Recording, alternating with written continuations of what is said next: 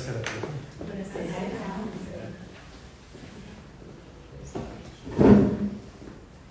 Vado io allora. Buonasera a tutti, vi do il benvenuti qui in Urban Center, questi spazi che avete penso scoperto e riscoperto bellissimi. Siamo ben felici di ospitare Marco perché è uno dei tanti tasselli che stiamo ricostruendo per riattivare un po' la nostra attività, che ha avuto un brusco stop post-Covid per vari motivi non solo dovuti alla pandemia, e adesso siamo pronti per rilanciare la nostra attività, che ha sempre un occhio verso la territorialità, la progettazione del territorio. Se qualcuno ha visto, per esempio, siamo riusciti a portare qui a Bassano la Veneto Gravel, che è una manifestazione ciclistica importantissima. Abbiamo portato qui 1600 ciclisti provenienti da tutta Europa, anche da Sudafrica, quindi siamo riusciti a portarli in questa bellissima cartolina, ed è stato secondo noi un grande messaggio sia in veste turistica ma anche verso la mobilità sostenibile. Adesso abbiamo l'occasione di avere anche ospite Marco, che parlerà di territorialità in un modo diverso, quindi una territorialità legata alla lingua. E niente, poi noi avremo altri progetti che però non sto a svelarmi ora per non togliere altro tempo. Stiamo cercando di tessere relazioni con associazioni, con il centro storico, con gli studenti, per rendere più vivo questo spazio che è molto bello, però essendo un po' defilato è sempre scarsamente frequentato. Ecco, quindi non mi dilungherei oltre per non togliere spazio a Marco, e buon ascolto. Grazie. Grazie Omar, intanto per l'ospitalità e poi anche perché devi sapere appunto che entravano tutti, e meno male siamo buona parte mi pare bassanesi, e dicevano è la prima volta che vengo qua, sì, ecco, lo dico anche al consigliere comunale presente, nel senso che è un gioiello secondo me della città, che giustamente è poco conosciuto, e che quindi occasioni come queste, specie quella di questa sera che vuole proprio parlare della città, del territorio, delle tradizioni, insomma forse era il posto perfetto proprio per ospitare Marco. Io ho il piacere insomma di passare con Marco e Anna qualche minuto questa sera e con voi, però faccio una premessa: non sarà la classica serata formale, poi noi dobbiamo stare tutti fermi e impettiti, giusto Marco? Perfetto. Per cui insomma sentitevi veramente, mi permetto di dirlo io, ma a casa vostra, ok? E niente, a me è il piacere in un minuto di presentare fra un po' loro, però prima, visto che questa casa che in questo momento è in gestione l'Urban Center, insomma l'associazione Urban Center è del comune, quindi è a casa di tutti per fortuna, perché questo è un gioiello che abbiamo tutti, in rappresentanza del comune abbiamo il consigliere comunale Ilaria Brunelli, a cui chiedo di portare un saluto. Premessa, non poteva venire che Ilaria Brunelli cioè, su questo non avevamo dubbi, quindi la persona giusta al posto giusto. Parlare bene, vero? Per pochi saluti dall'amministrazione, così, no? E lo dico da parlante italiana, madrelingua italiana, ma che si avvicina alla lingua veneta proprio da discente, potremmo dirlo, nel senso l'avevo imparata da adulta. In Brasile, per la precisione, sono dovuta andare in Brasile perché era una difficoltà a vincere il fatto di parlare in veneto nella terra dove che nassi. Perché era una sorta di, come dire, no, sta attenta, non ti si buona di parlare, alza stare, no, parla in italiano così meglio. Invece una cosa che proprio, grazie anche a persone come Marco, si riesce a fare è quella di permeare e rendere, diciamo, la cultura veneta, la lingua veneta anche, questa è una grande parte della cultura, una cosa naturale di tutti i giorni, e non si fa sia per esempio in qualità di consigliere comunale parlare in veneto perché non ci sono momenti istituzionali per farlo, però questo significa che manca un registro linguistico, e quindi la lingua per esempio si doparà soprattutto in famiglia, tra gli amici, così. E manca la parte alta, quella del convegno, quella dell'istituzione, quella così. Quindi sono particolarmente contenta di essere qua e poter fare questo saluto, che adesso chiudo, Saro per adoperare le parole corrette, e ringrazio moltissimo perché Marco sarà in consiglio regionale il 20, quindi porterà un tocchetto di Bassano in consiglio regionale. Siamo particolarmente orgogliosi non solo per, diciamo, mostrare le nostre bellezze, ma anche mostrare le nostre competenze, quindi grazie mille e grazie anche per avermi fatto provare questa esperienza.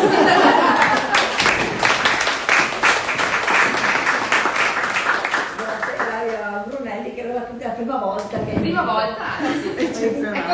l'opera in Veneto, se no consiglio, No. non si fa però.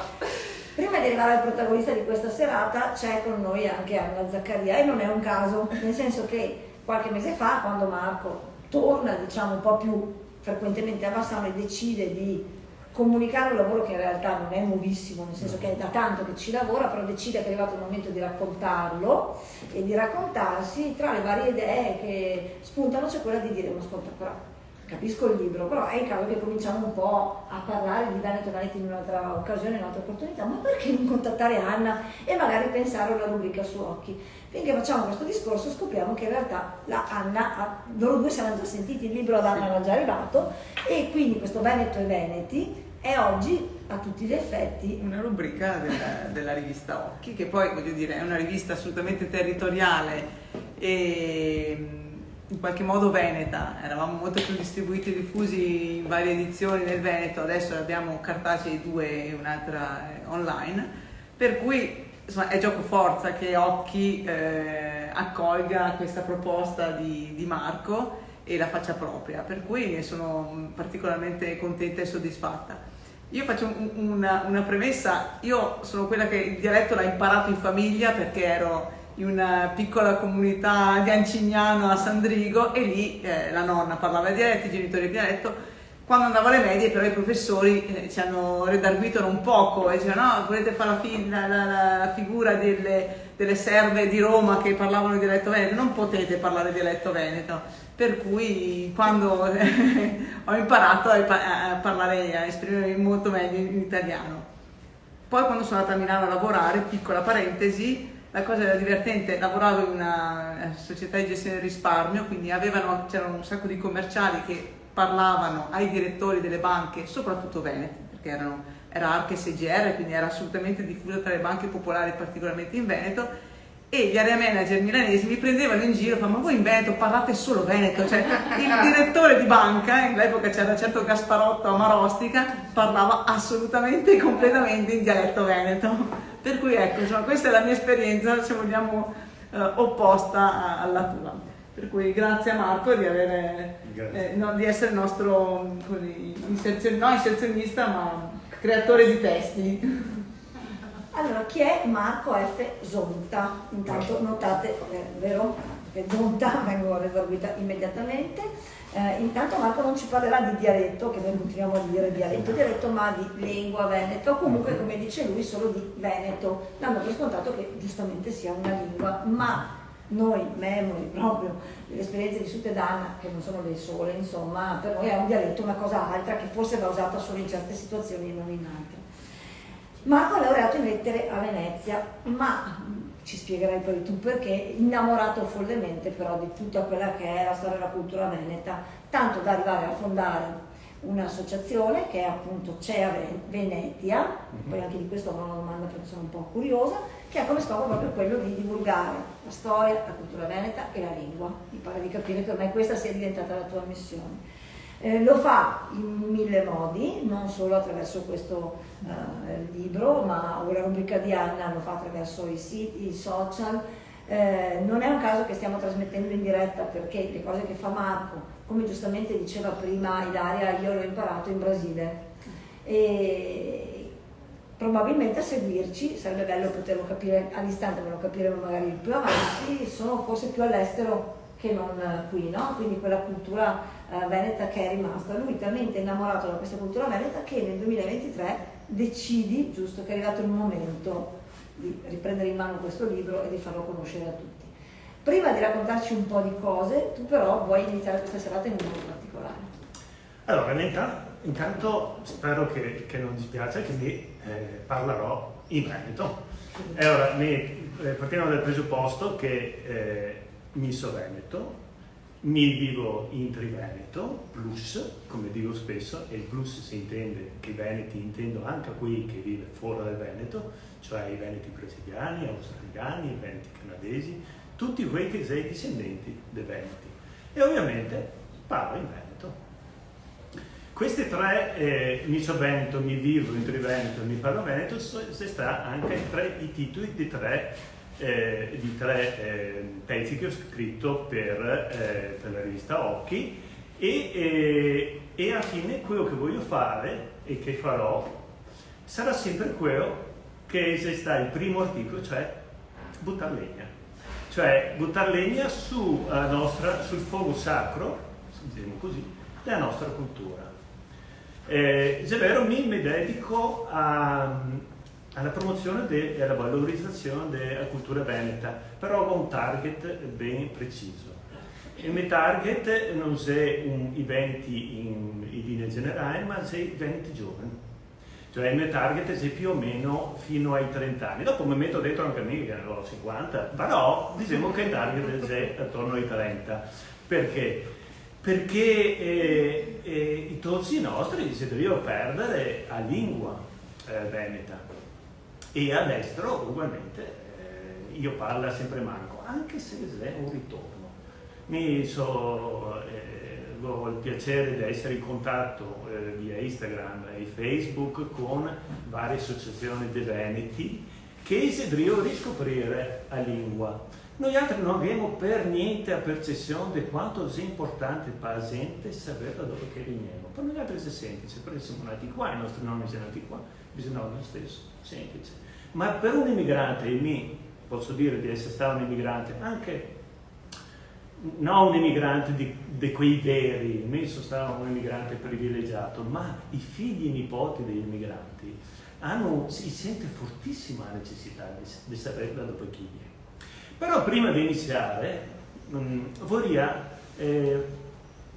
farvi sentire una poesia che è incredibile come delle volte poche parole riesce a sintetizzare proprio quello che mi sento.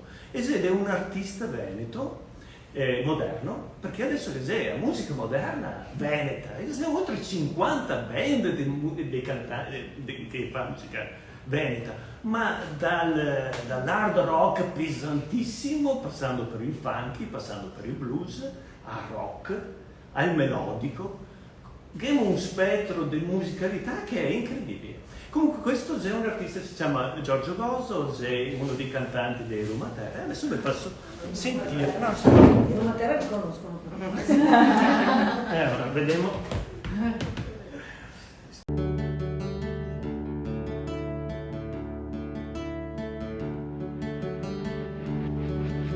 Mi son toso fortuna, fin da boccia viaggià, ma mi son sempre sentito da Dio ogni volta che tornavo in Rio. Anche in montagna, al mare o al lago, dentro di me pensavo a Cassago. Mia madre diceva che ero mona a preferire Cassago a Barcellona, a Londra, a New York o a Parigi, ma amico sempre amai i miei campi e i miei amici. Certo, in giro che c'è tante robe belle, non sono mica deficiente, ma forse il bello del mio paese è proprio che non c'è niente. Come se fosse ancora tutto da dire, da inventare, come se non che fosse meriti preesistenti di cui potersi vantare. Come fa spesso chi è nato su una bella città di storia o su una spiaggia con perfetto tramonto. Ecco, qui là fai fighi, ma hai trovato tutto pronto. E il bello invece qua, te che da catarlo dentro di te, sognarlo e farlo vivo ogni dì. Però dopo il tuo veramente e nessuno mai ti porterà via. Anzi, insieme a quei come te potrai sentirla tutta sta magia. Sarà che in pianura tra nebbia e panocce l'occhio si posa sempre vicino, che se solo il cielo a farmi sognare da quando so piccenì. Continuo a guardar su e forse se per quello che sono ancora qua a far quello che mi piace. L'orizzonte ti fai da te, ma non sta a pensare che voglia dir vivere una vita in pace. Bisogna aver fede, coraggio e una missione speciale. A mia è di fare amare a me terra a livello internazionale. La prima volta che sono stato a Hollywood mi sono sentito mai, vi lo dico. 4 stesso un marciapiede onto e se da una vita che ne dici che questo è figo. E il ponte del Mussato a Cassago è una roba eccezionale in confronto. Se che nessuno se ne rende conto. Perché tutto non è come che sei realmente, ma come che ti conta. La gente delle robe guarda solo che appunta. E qua, de che il poco che gemo, se parla spesso mai, ma vi immaginate se attaccassimo tutti a vederlo eccezionale. Con non te che niente, robe semplici e importanti, e diventa gigantesche. Te si costretto ad andare a fondo su robe, storie d'amore, no tresche. E se che sei una roba su cui go scavà fino al sfinimento, se che cantare nella mia lingua è il mio più grande godimento.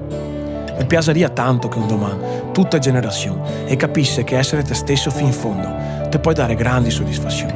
Mi piaceria che cantare in veneziano, padovan, vicentino, rovigotto fosse una roba che fa il botto, che la gente non si vergognasse più del nostro accento, che fosse considerata una roba figa dal Trentin fino al Salento. No per essere meglio di che altri, anche perché in tante robe non sarissimo, ma può darissimo essere migliori se tutti le credessimo.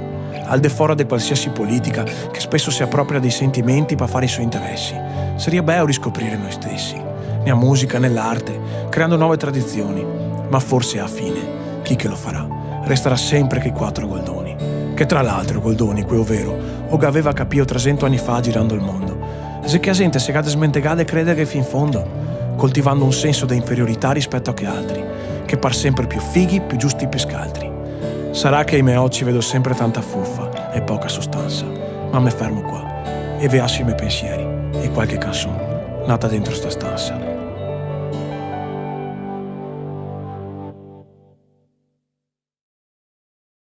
La storia veneta è lunghissima, si parte dei paleoveneti, addirittura dai miti. Noi siamo uno dei pochi popoli che si fonda su un mito, come per i romani Geranea, per i veneti Isantello. Ma non esistono tanti popoli che dà un mito, sia vero, sia falso, sia fantasia, sia solo mitologia. A parte che tanti scrittori latini, greco-latini ne hanno parlato, ma è una fantasia. Va bene, ma noi abbiamo addirittura un mito. È una cosa incredibile. Beh, mi dico sempre che la storia veneta è come fosse stata incisa su una colonna di marmo, dove a un certo punto ha deciso di dare una mano di bianco. Però se passano 150 anni anche il bianco non è che dura tanto e non occorre neanche scavare, basta con dentro, perché così finisce tutto. E quello che sei sotto è incredibile, davvero incredibile. Tu prima dicevi all'inizio, adesso io volevo fare delle domande che ci siamo fatte, però mi dicevi fare le domande ma non faccio quelle, ve lo dico già. No, vabbè, tanto nel senso che no, che poi mi incuriosisce. Sì, e tu prima hai detto all'inizio, io voglio parlare ai giovani, nel senso che l'obiettivo, e quando ci siamo trovati per organizzare questo appuntamento, c'era cioè nel senso di parlare anche ai giovani, no che non di te, se no non parlo con noi, ma con i qua non vedo altri che giovani. Allora, ci siamo trovati da organizzare questa serata e con noi c'era una ragazza molto giovane perché era una stagista di Morena e lei era quella che più di noi conosceva i gruppi musicali di cui parla lui, andava alle feste in Veneto e lei dice no, ma a me piace parlare in Veneto, noi stiamo cercando di riscoprire il Veneto. Quella volta lì oggettivamente ci ha un po' sorpreso perché noi, ripeto, siamo forse figli di quella non parlare in Veneto che è una vita sicura. Ma tu come vuoi arrivare a scrostare questa colonna, questo mano bianco dalla colonna e arrivare a far sì che tutto quello che c'è sotto si sappia? Beh, scrostare è una colonna che vuoi con quell'oggetto e penso di avere l'oggetto per scrostare tutto quello che vuoi e al limite anche al picco, non che c'è problema. Ma a quel punto entra in campo un'esperienza che ho fatto anni fa. Anch'io, anche a me facevo lo stesso lavoro di Anna, anche a me ero l'editore di una rivista che si ricorda, si chiamava Sound, e anche a me facevo un magazine, addirittura andava dalla provincia di Vicenza alla provincia di Treviso, e era una rivista giovanile, parlava di musica, di dove andare fuori a sera, di videogames, di sport, adrenalinici.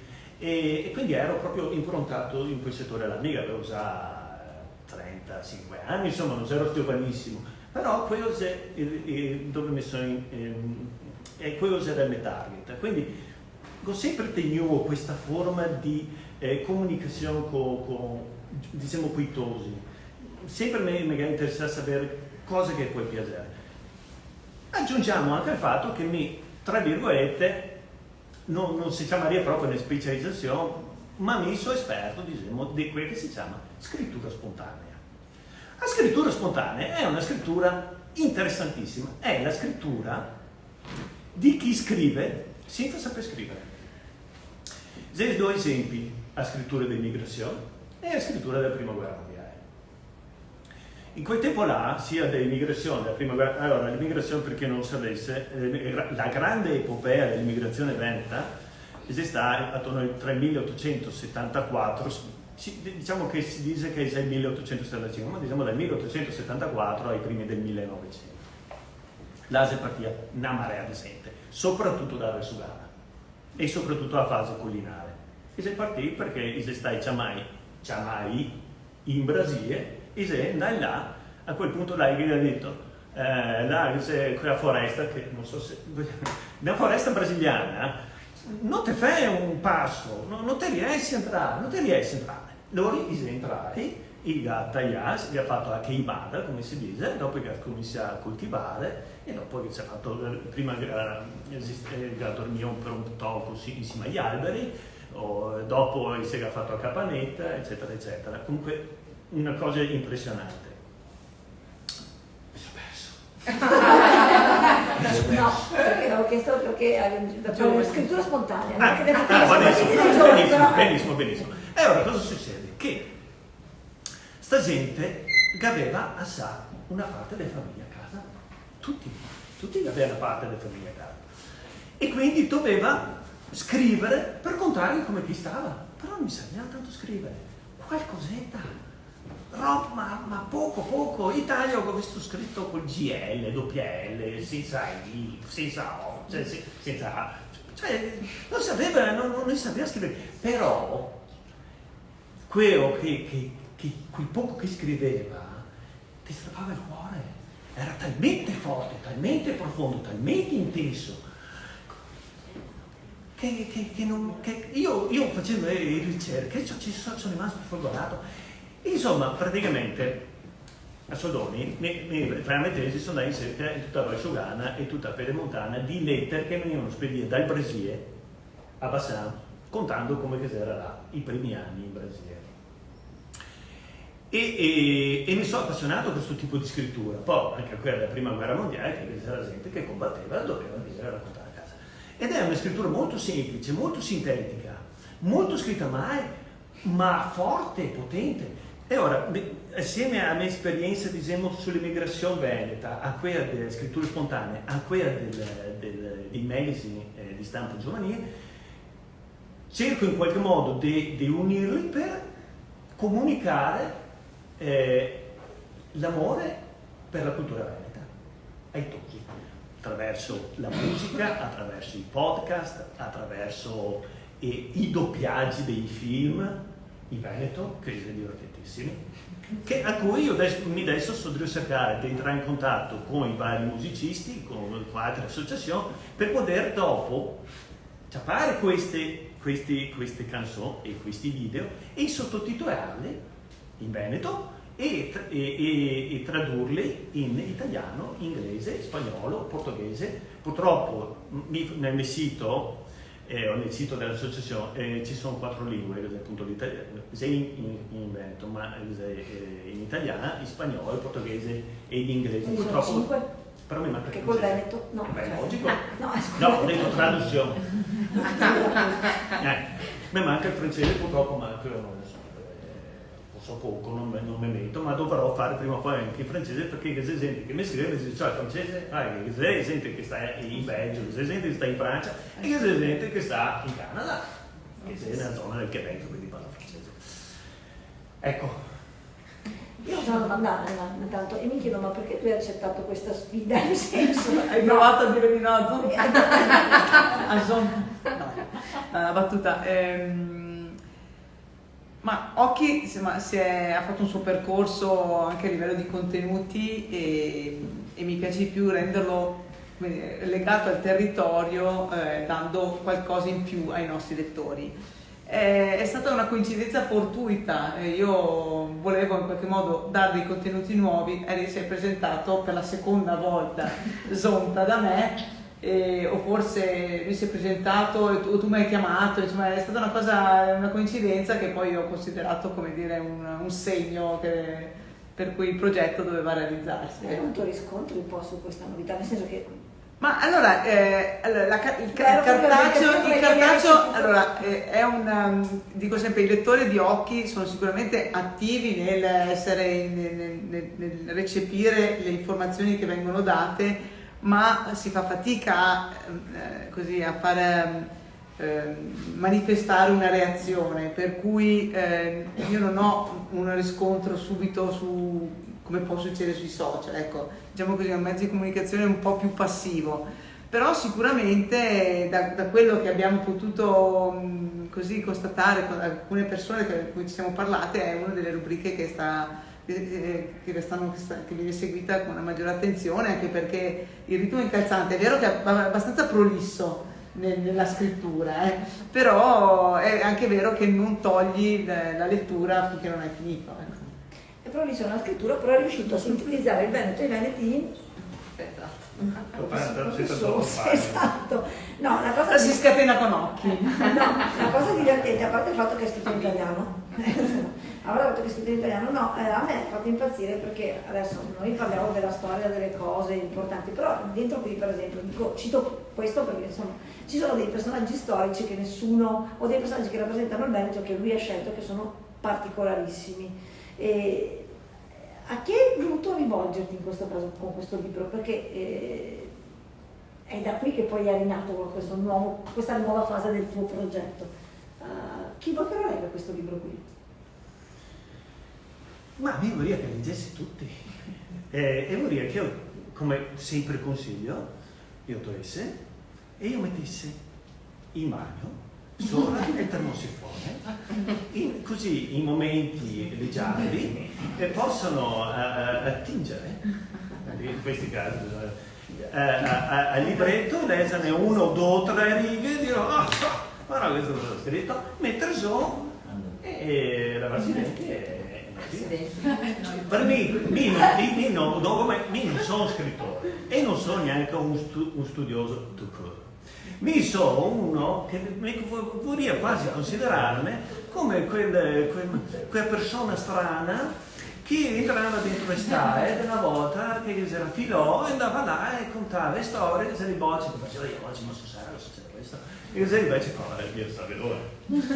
Ma a me non interessa, non sono un scrittore vero, no? E quindi questo è un libro, infatti nell'edizione nuova go proprio precisare che è una guida tascabile, in modo che uno non dica sei scrittore, no, viene a pensarsi perché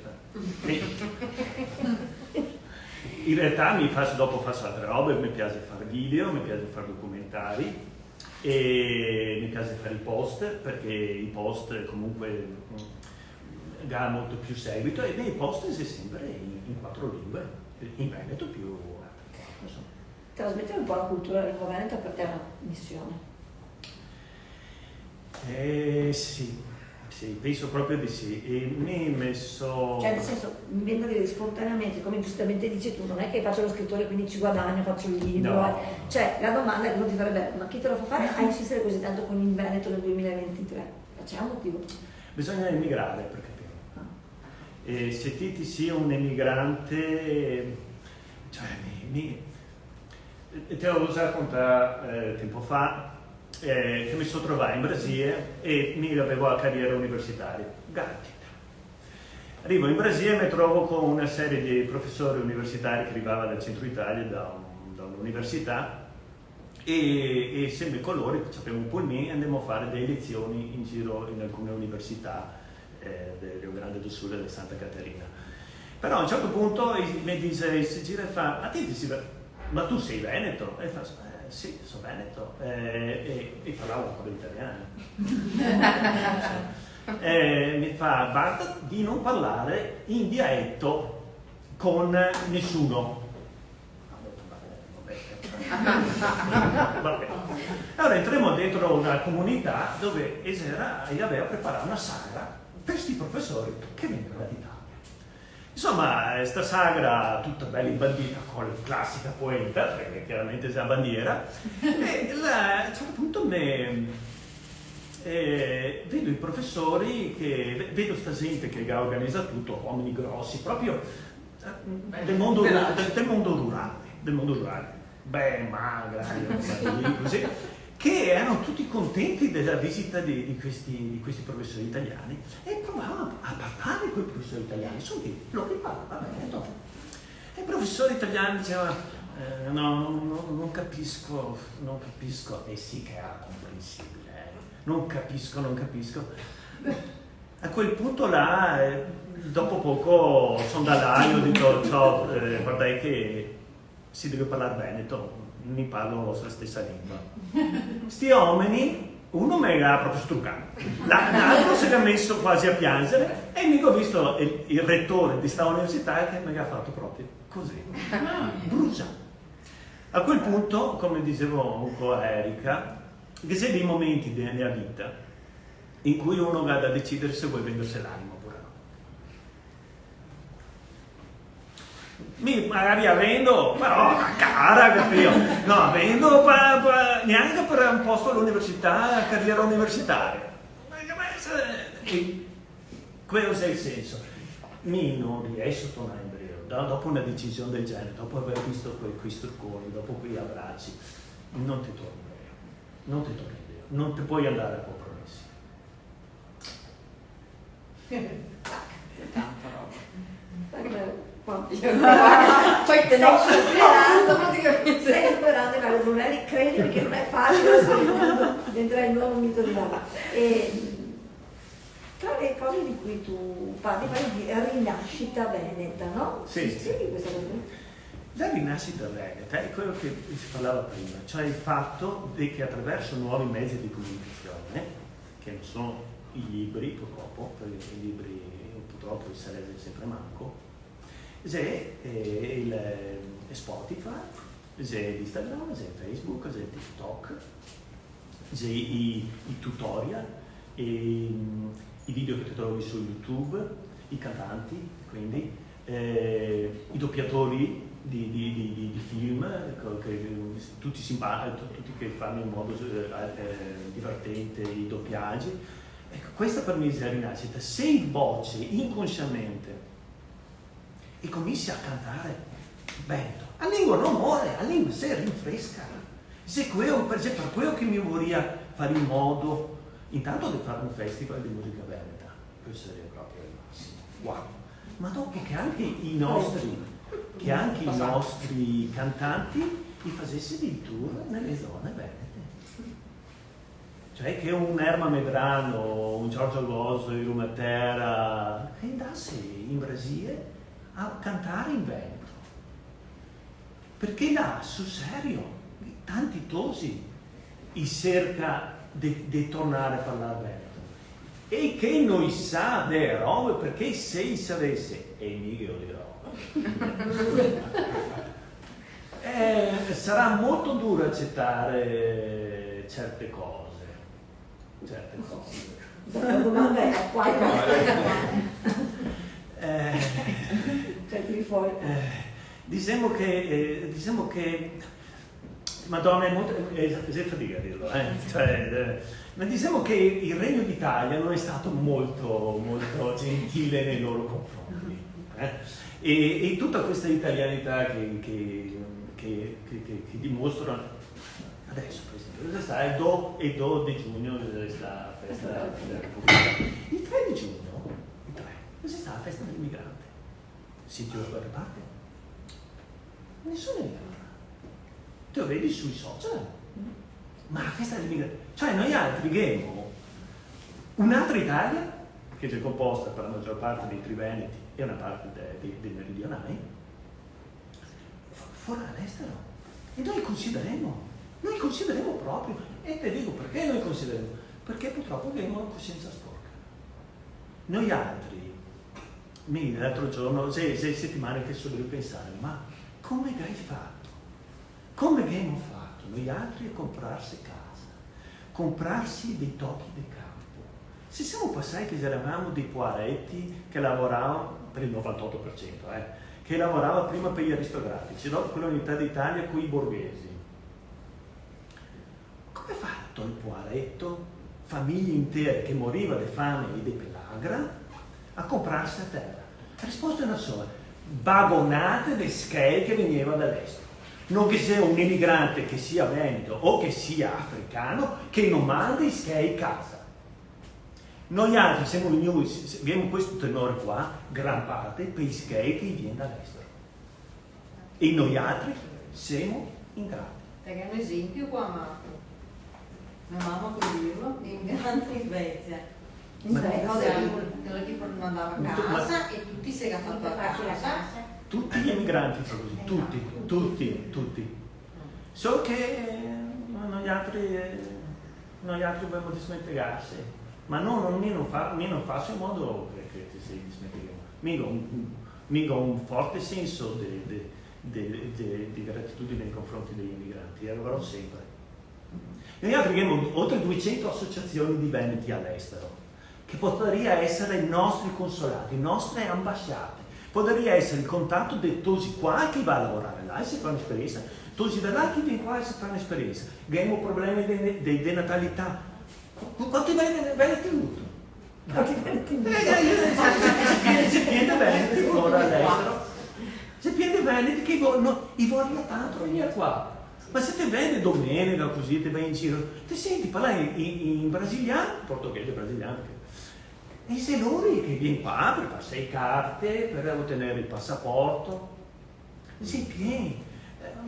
Cioè, a proporzione da minimo 1 a 4, cioè una famiglia veneta, misonta, diciamo, no? E si passa da un'usonta qua e 4 là a un'usonta qua a 10 là. È proprio un'enormità di gente che porta i nostri cognomi di tutti quanti, che sarà. Però libri di storia non ne parla, libri scolastici non ne parla. Ma come fanno a parlare di un'epopea grande come quella che si sta per le nostre immigrazioni? Noi altri, intendo come triveneti, quindi trentini, giuliani e veneti proprio, siamo l'area che ha più contribuito all'immigrazione. E lo abbiamo fatto perché o si andava o si moriva per l'aria. I tosi del sud che si andavano ancora peggio, perché noi altri diciamo o andemo o morimo. Loro dicevano o migranti o briganti. Ma briganti vuol dire che quella era una lotta che i libri di storia gli chiama brigantaggio, ma che se davanti 4 oggi si sta la prima guerra civile che si sta in Italia.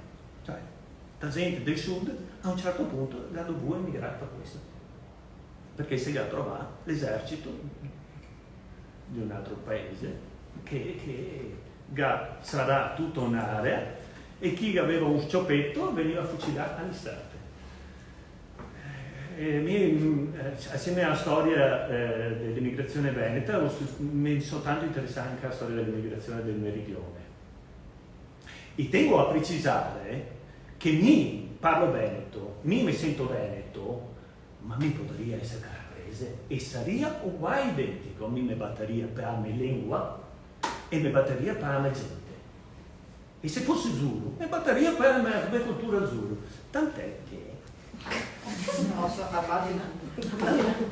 che proprio all'inizio scrivo come dedica ai veci e ai voci di tutte le epoche e a tutti i popoli e genti d'Italia, alla loro millenaria storia, al loro patrimonio culturale, alle loro lingue, usi, costumi e tradizioni. A tutti mi piacerebbe che tornassimo a parlare un poco di più le lingue dei nostri veci, perché è un patrimonio che viene gassa e che noi altri dovressimo passare qui dietro. Mi chiedo una cosa a tal proposito, si è parlato spesso del possibile insegnamento del dialetto, ok? Di solito chi dice dialetto che dice tu solo. Esatto. Però nelle scuole, no? Se ne è parlato in più occasioni, sì. Ti dico che anche con quando Bitonci è tornato giù, insomma, voglio dire, a Roma l'ultima occasione, è stato uno dei primi che ha detto io mi batterò perché voglio che il dialetto veneto, dice lui così, non io, si parli nelle scuole. Sì, dialetti veneti. Ok.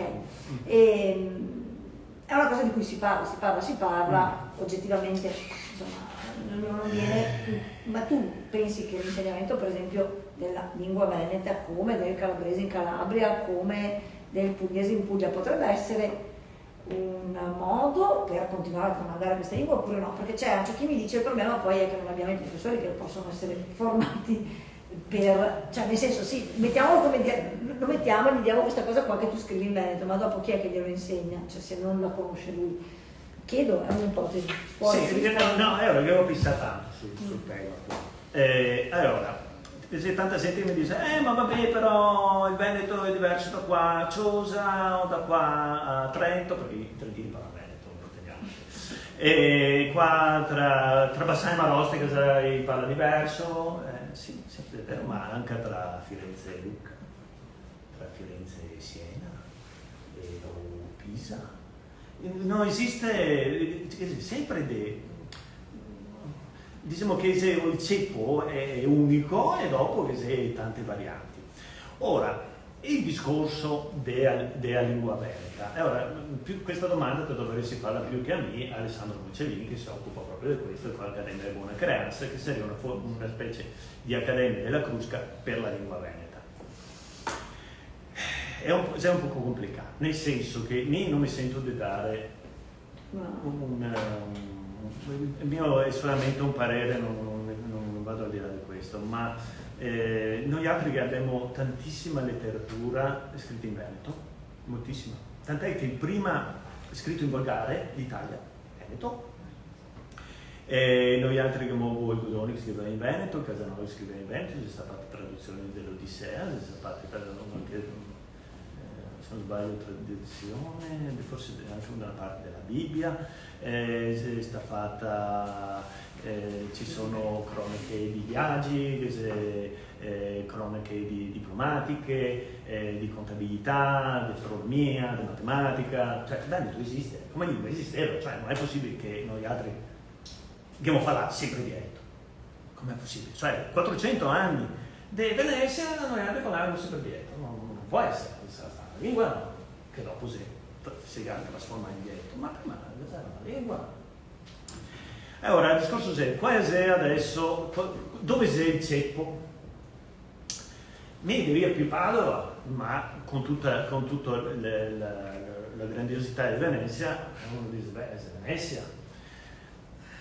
Ora mi ne domando, e quelle culture che non aveva, che non scriveva, per esempio, stupidaggine, ma i Sioux, non ti puoi dire che non c'era una nazione, gli indiani d'America, non c'era una nazione, però non c'è niente di scritto. Il Veneto, per quello fin dove posso arrivarmi, è un Veneto orale, poi è un Veneto scritto con diverse parlate. Nel mio sito dell'associazione, c'è scritto sito in Veneto, però parlata bassanese, che è la parlata più o meno del Padova, perché mi diceva addirittura Muccellini che ci sono proprio 3 macrozone di veneti, nel senso di parlata veneta. Quello di Venezia è abbastanza diverso, però anche un ciosotto che credo un ciosotto che mi sei simpaticissimi, neanche una parola, però è tanto diverso dal nostro Veneto, però tu capisci, però già un emiliano, un lombardo, un friulano, ti senti che sei tutta una bella roba. Io capisco un ciosotto, mi dice bastu invece di dirmi veto, vabbè, sì, il ciosotto è il caso limite, ma se no, insomma, anche quelli del Montevideo parla diverso da noi altri, però il ceppo è quello. Adesso capire quale la lingua, se ti vai su Wikipedia o se ti fai una ricerca, che c'è vari tipi di veneti come scrittura. E c'è un veneto che è stato formulato dalla regione Veneto, dovrebbe chiamarsi Veneto unitario. Dopo c'è quello dell'Accademia della Buona Creanza, che sinceramente non mi trovo tanto bene. Io ho fatto un video che si sta presentando, che si sta premiando in un'università brasiliana con la descrizione, cioè mi devo parlare questo Veneto della Buona Creanza. Sinceramente non mi trovo molto a mio agio, mi parlo il Veneto e basta, insomma, con la parlata e basta. Quindi sarebbe difficile trovare comunque una lingua da insegnare, diciamo. No, è difficile trovare risposta su di me.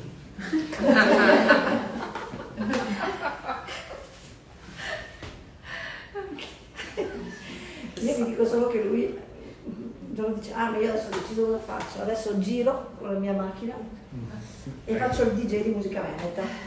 Sì. Questo è il suo nuovo... Sì, c'è qualcuno che tenta di boicottarmi. Cioè, questo è Marco Zonda. Io non posso intanto provare a capire se c'è qualche domanda in giro, perché io sono rimasta in curiosità adesso dal caso dell'immigrazione per esempio svedese, no? Cioè, abbiamo in mente la parte Belgio, Francia, Sud America sicuramente, per esempio l'immigrazione della signora, cioè non so se la signora stessa è stata in Svezia, cioè è un caso, una dimostrazione veramente che siamo andati siamo dappertutto.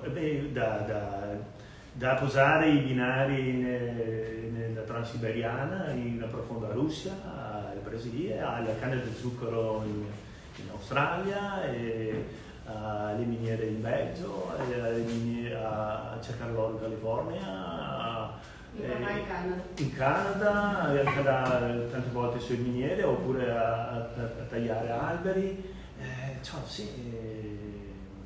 Noi altri siamo in Sudafrica, siamo stati praticamente dappertutto, e dappertutto è venuto fuori delle personalità.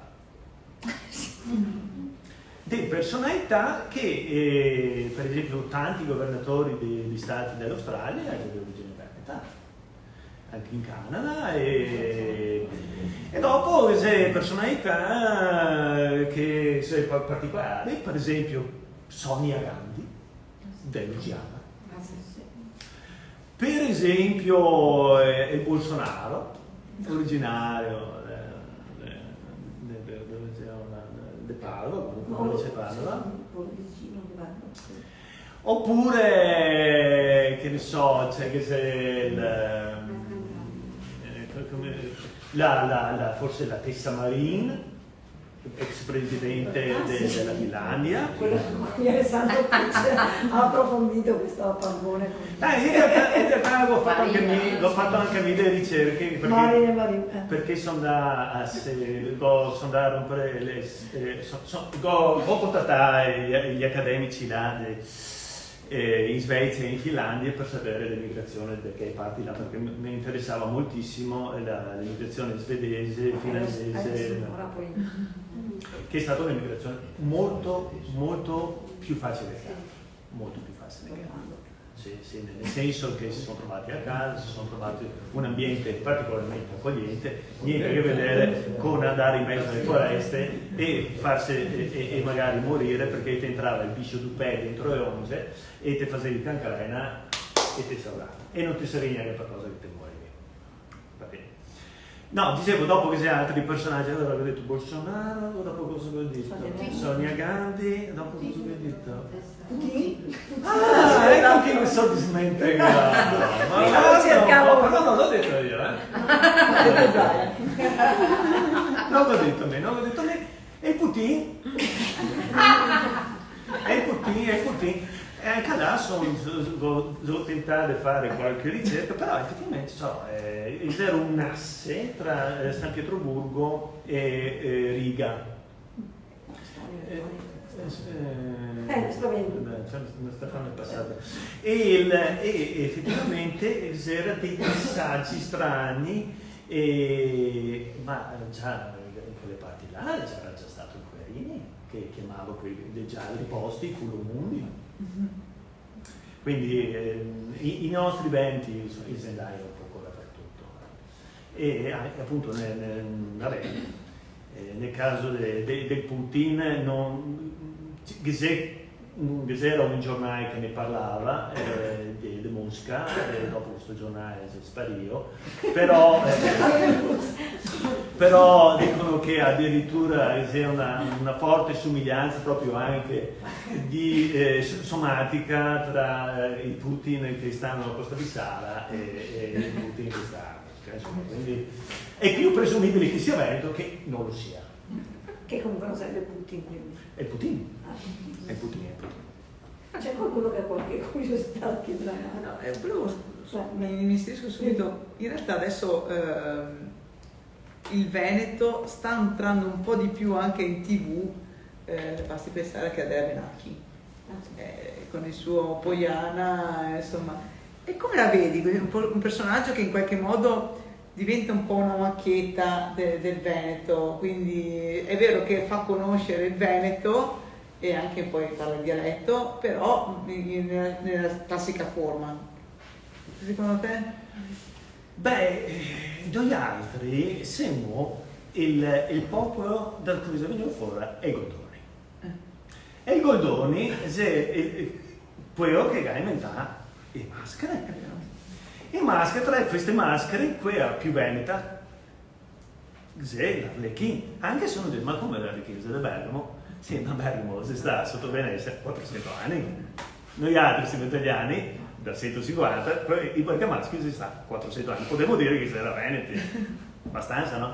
Comunque, Arlecchino è come tanti altri, Colombina, Brighelle, eccetera, se maschere. E va bene che sia anche maschere, va bene anche a quelli che esagera e si lancia, e anche che si dà un'immagine negativa. Pazienza, non ha importanza, noi altri non siamo meglio di nessuno altri. Non siamo meglio di nessuno altri. I cantanti veneti, mi ho ascoltato tante canzoni, Medrano critica il Veneto, o ama, ma critica. Il Rumatera, lo stesso, io critica. E dice robe vere. Cosa posso dire? Mi sono fiero di essere veneto, come loro sono fieri di essere veneto. Ma non l'ho cresciuto negli occhi, vedo come che sta la cosa. Quindi anche maschere così, io sinceramente non lo conosco. Però ne conosco tanti altri che parla veneto e te fa un poco sentire. Però va bene così. L'importante è che si parli.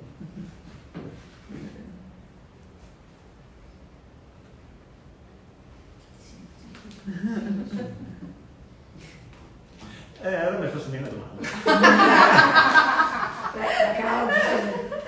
Ma Zonta, secondo te, cosa sei che ti ha dato più, che tu hai di soddisfazione? Beh, sinceramente, grazie per la domanda, diria che sì, sinceramente sì. No, adesso ho i complimenti del nostro governatore, Isaia, e ho i complimenti anche dal Presidente del Consiglio regionale, Ciambretti, che mi ha detto, e anche la Zarin mi ha detto, è un progetto interessante, ma fondamentalmente quello che posso dire è che ho avuto tanta soddisfazione da gente che mi ha dato i pacchi sue spalle e mi ha detto, bravo Zonta, continua così. Ultimamente devo dire che ho avuto ancora più una piccola soddisfazione dal comune di Bassanavento. Perché è stato chiesto il patrocinio gratuito, mettere il simboletto, scrivere un bassanese, e hanno detto che dopo attenta valutazione ponderata, gli ha detto che so volgare. Scurile. Volgare. Perché stranamente in un manuale su Veneto. Ha fatto domanda, adesso che rispondo. Sì, grazie, prego. E allora, volgare viene vulgus, che vuol dire popolo. Mi non so professore, sì, può dire anche, ma non è quello che mi interessa, sono scrittore.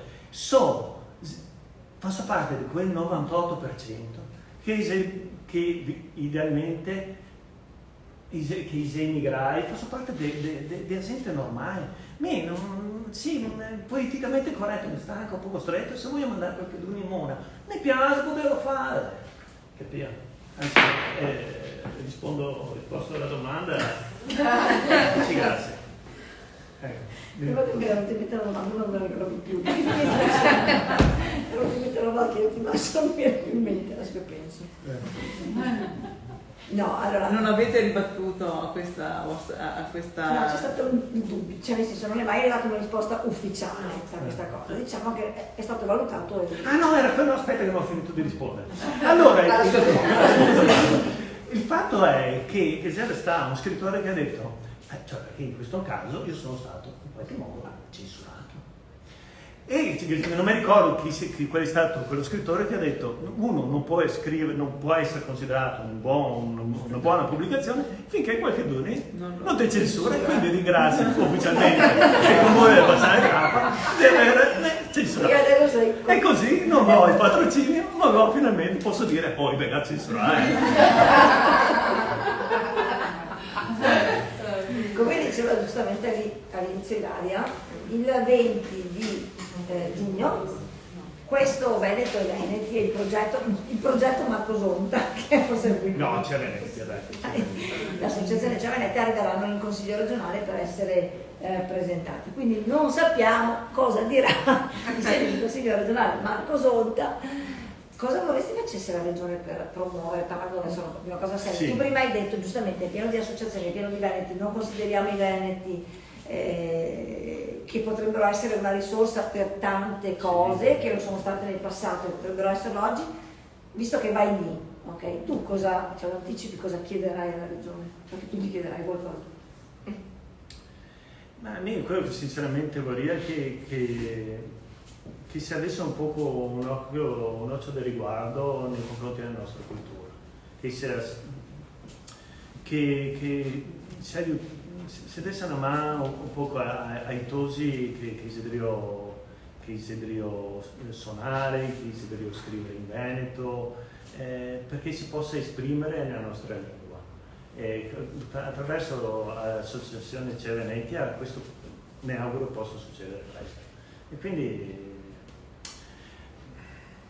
vorrei che fosse un colloquio, ecco, forse questa è la cosa che mi interessa più, non mi interessa neanche tanto i scale, i patrocini, i contributi, ma che si cominciasse a parlare, che si cercasse in qualche modo di avviare qualche progetto che possa tramutarsi in qualcosa di interessante per noi altri che siamo qua e per cui i giovani veneti che si arrestano.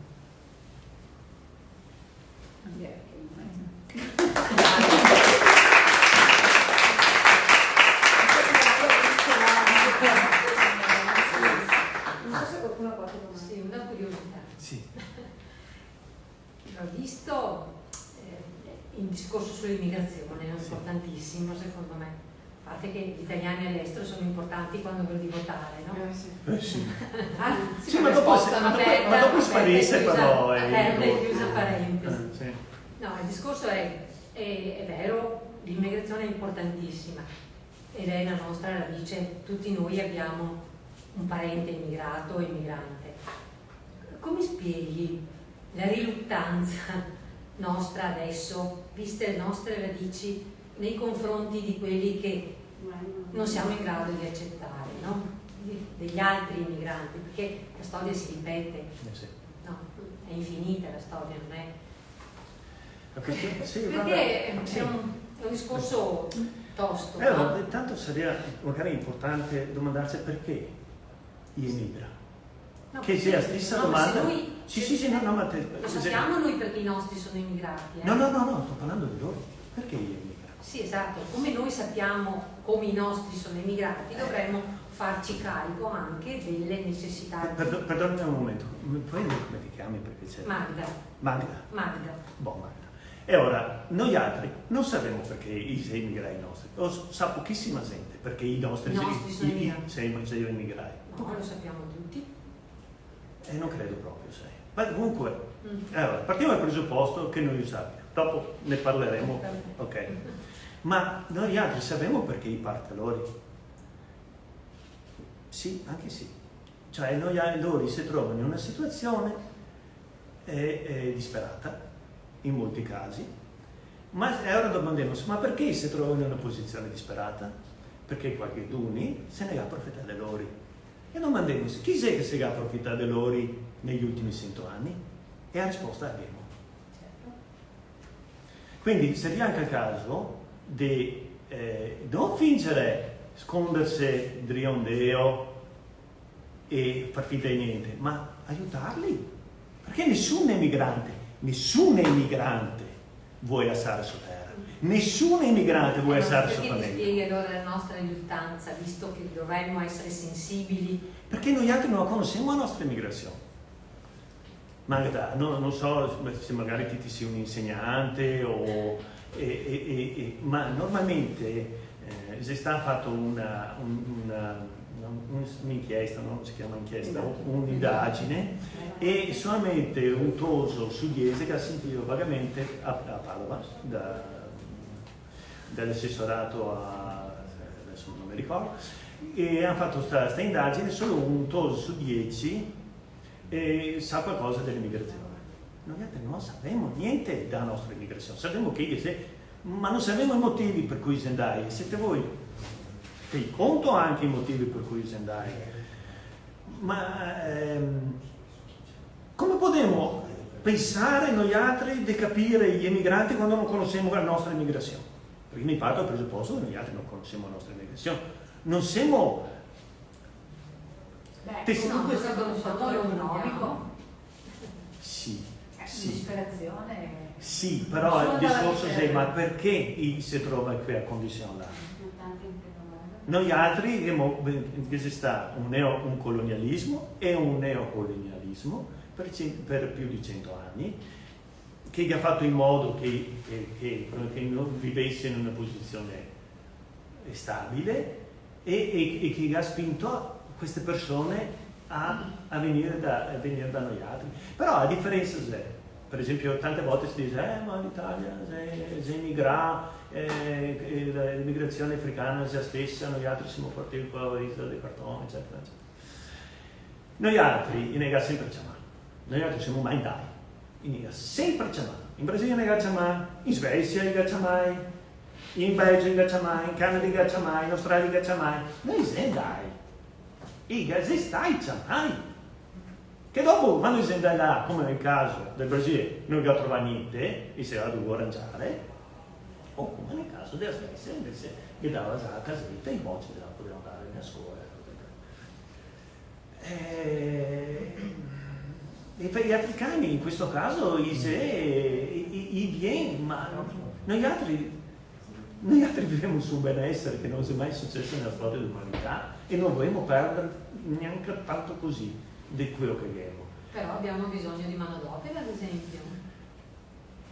Però. Cominciano a essere chiamate anche. Quindi ci sono delle realtà in cui si cominciano.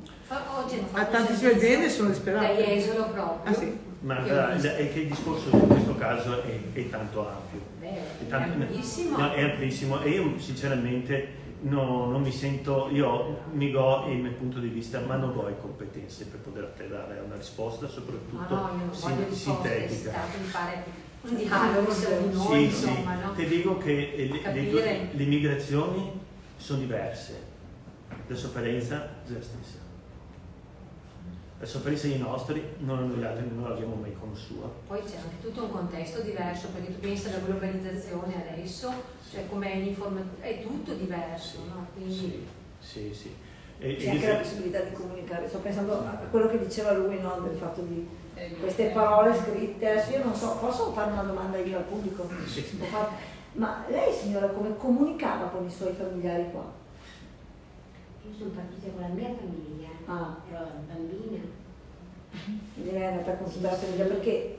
Comunque c'era già un livello di istruzione più alto di quello che c'era nel 1800. Certo, sì, no, è un altro tipo, certo, è l'immigrazione più recente. Sì. Però ero curiosa di capire come cioè nel senso che oggi, giustamente, capito, è una comunicazione immediata, per quanto poi sto pensando a noi che prendiamo, tu hai detto, io ho capito la mia storia, cioè quando io sono immigrato, non è che quando sono andato a lavorare all'estero, perché adesso sarebbe figo dire scusa, sono andato a lavorare all'estero, dove vai a Sud America, invece tu hai parlato di un'immigrazione, quindi hai fatto un percorso che ti ha portato lì, però oggi tu da lì puoi comunicare con noi qui con un'agilità, no?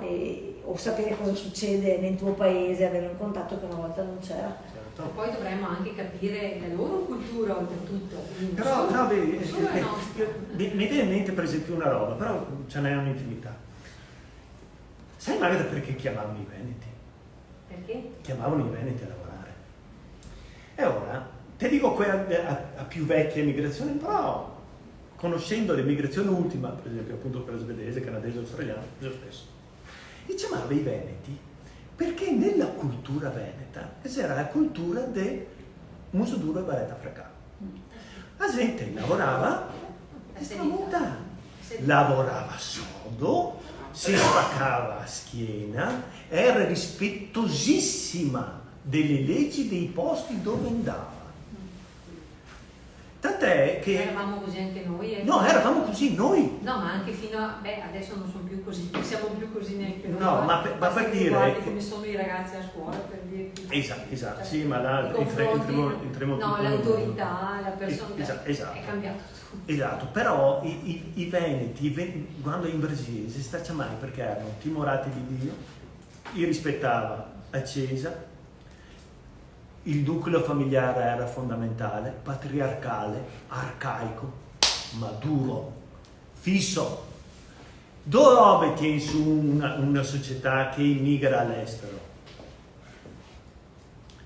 la religione e la famiglia. I veneti portavano ovunque andasse queste due cose qua, e con chi e bei saldi poteva fare quello che voleva. Adesso noi altri, la nostra società non si più così, la religione se andava un po' in moda, e anche la famiglia non è che sta tanto meglio. Infatti la forza... Anche se abbiamo chi li nomina patria... Sì, va bene. La forza, per esempio, di tanti immigrati è che io non gli hago questa roba qua. Quando mi vedo degli immigrati che sono ancora nella religione e con la famiglia, e noi altri siamo quasi bizantini, cioè noi altri siamo talmente artificiosi su certe robe. Ma loro, questi due capesaldi, questi due colonne su cui si basa la loro vita, per loro è molto più semplice. Però rinunciano a robe che noi già non rinunciamo, perché la macchina bella vogliamo, andare a mangiare fuori vogliamo, vestirsi in un certo modo vogliamo, per loro no. Come i nostri immigrati non gli interessava tante robe, che interessava la famiglia, gli interessava andare avanti, gli interessava superare difficoltà. E fate attenzione che io non difendo totalmente l'immigrazione veneta, perché c'è due robe che mi vergogno dei veneti, e una di queste è quello che è successo con gli indios. Ok? Però là c'era una bassa cultura dei veneti, che si è trovato là, che si era scampato qua da fame, e là si è trovato altra gente e ha detto: oh, ragazzi, così via, perché noi altri siamo cattivi. E infatti i gavo suo a sotterra e si è agacciato. Volete o noi? Però c'erano altri anni, altri tempi, altre mentalità, e soprattutto un clero che gli diceva: ah, guarda che qui è umani, ma no, proprio tanto, ti mandiamo qualche fusiletto, setta. E io l'ho fatto. E se i preti che da qua mi mandavano i fusi, ecco, vabbè, adesso non voglio andare... E poi vi porto una esperienza, perché sono stata in Brasile, adesso parlo italiano perché mi esce, mi esprimo meglio.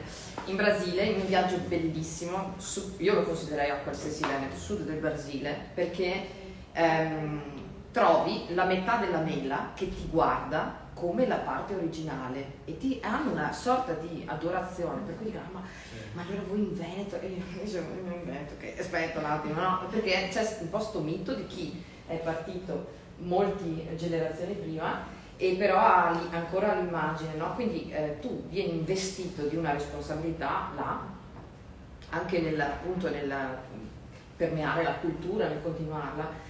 La lingua veneta in questo caso qua fa da collante, cioè praticamente annulla i chilometri e i secoli. Sì, le generazioni. Cioè io mi sono trovata veramente con gente che mi abbracciava solo perché sentiva l'ha parlato, una cosa di una commozione pazzesca.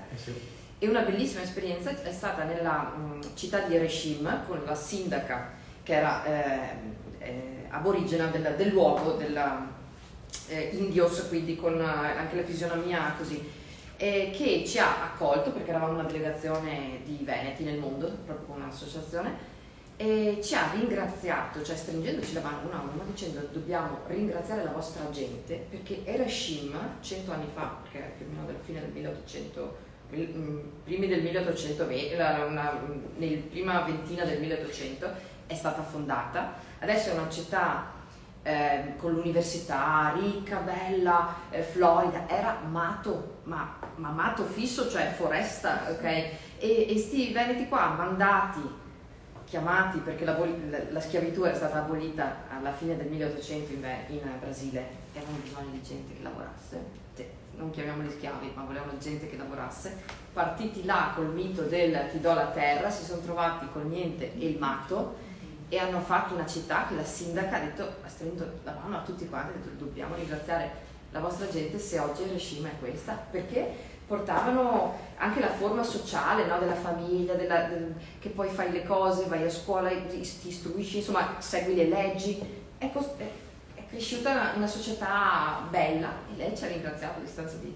Cioè io mi sono sentita veramente, ho detto: caspita, tanta roba, e lo viene a sapere fuori. Sì.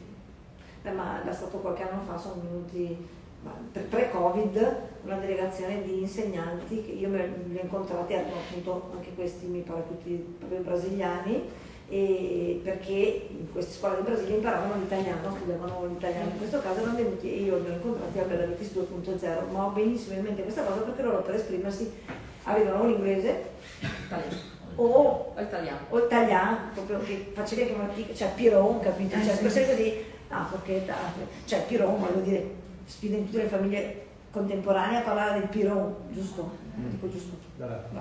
Però loro invece erano rimasti giustamente ancorati a quel dialetto lì, ma l'amore che loro avevano per la realtà in cui erano arrivati e tutto quello che per loro appunto permeava questa serie, infatti forse sarebbe bello, ma bisogna stare una settimana, capire loro come loro hanno tramandato quello che noi non abbiamo tramandato, cioè nel senso che noi l'abbiamo perso, loro invece se ancora oggi parlano come parlavano i loro bisnonni, devono avere dei meccanismi di o un amore semplicemente per quello che è stato da dire che praticamente il Veneto è il nostro originale, là si depositava un po' tante parole che da noi altri sono scomparse, noi altri diciamo ragnatello, dice scarpiere,